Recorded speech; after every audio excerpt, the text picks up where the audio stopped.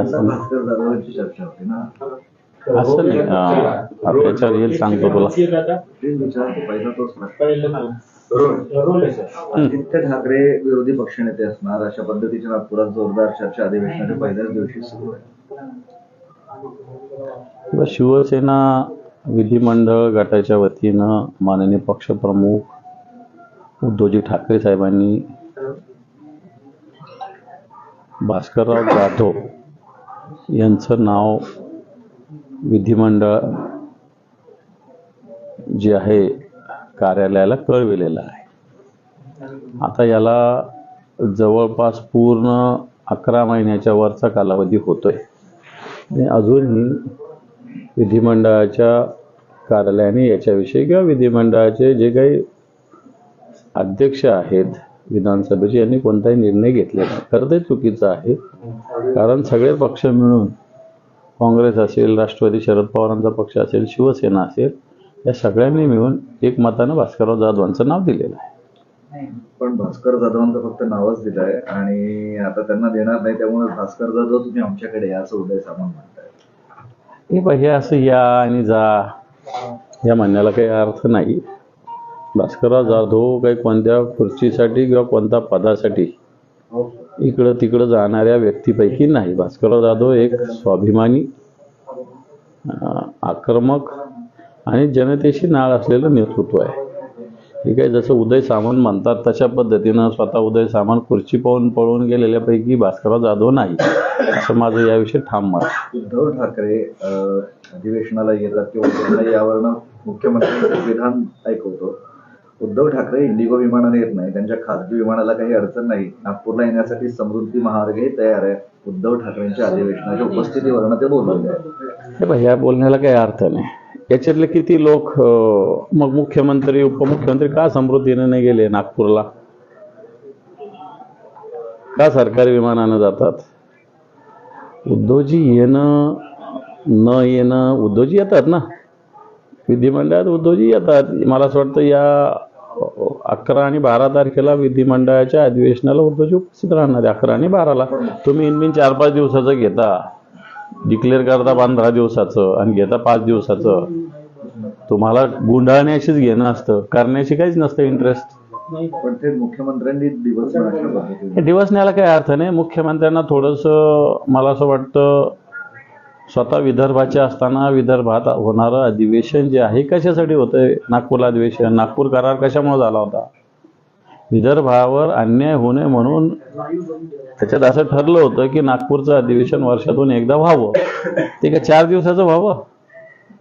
शेकडो कोटी रुपये खर्च करायचे आणि 4 दिवसाचं 5 दिवसाचं अधिवेशन करायचं. पहिल्या दिवसाचं अधिवेशनात श्रद्धांजली, आदरांजली, बिल ठेवण्यातच जात असतो. उरले 5 दिवस म्हणजे 5 दिवसाचं अधिवेशन घेत आहे नागपूरला.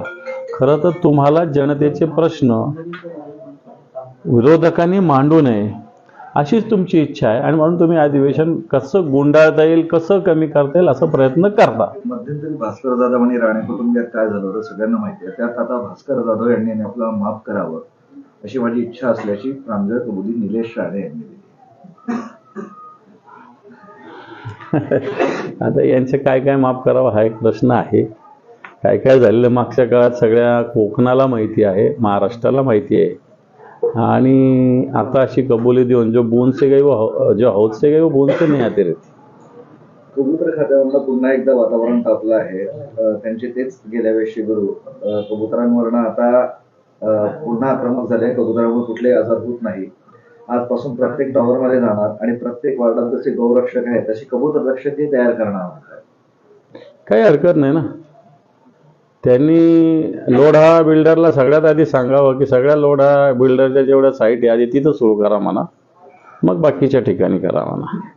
आधी लोढा जे आहेत ना त्यांच्या मोठ्या पद्धतीनं मुंबईमध्ये मोठे मोठे टावर्स आहे, सगळ्यात आधी तिथं सुरू करा म्हणा त्यांना.